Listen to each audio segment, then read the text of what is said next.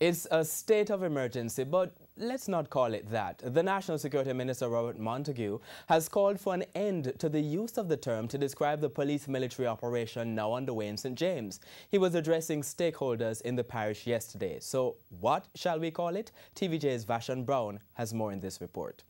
What's in a name? Well, for some people it means everything.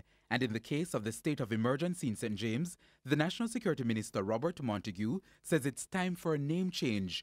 This amidst growing concerns about the country's image in the overseas tourism market. There is a view that the term state of public emergency could send the wrong signal. And one of the first things we want to make it very clear that after this afternoon, we will no longer refer in St. James to the state of emergency.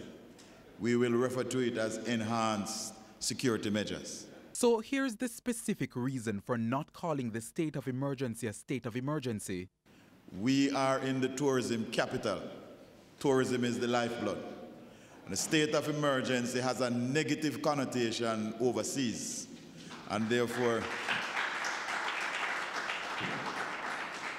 we would like to refer from henceforth to enhance security measures in St. James. So we have to get the language right so that when we speak of it from henceforth, we speak into the marketplace so we can protect the tourism industry that in turn produce the dollars. The security minister, along with his junior minister, Pernell Charles Jr., toured the communities of Flanker, Norwood and Glendevon in St. James on Sunday.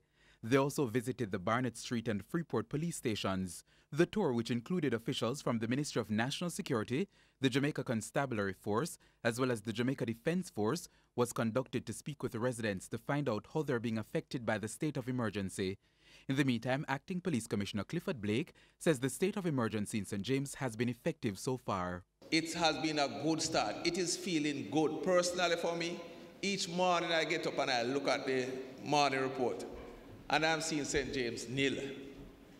It extends my hope. And this is what I want all of us here today to live with. How can we transform what is actually being achieved now into a long-lasting, I wouldn't say crime-free, but a long-lasting, secure St. James? Vashon Brown, TVJ News.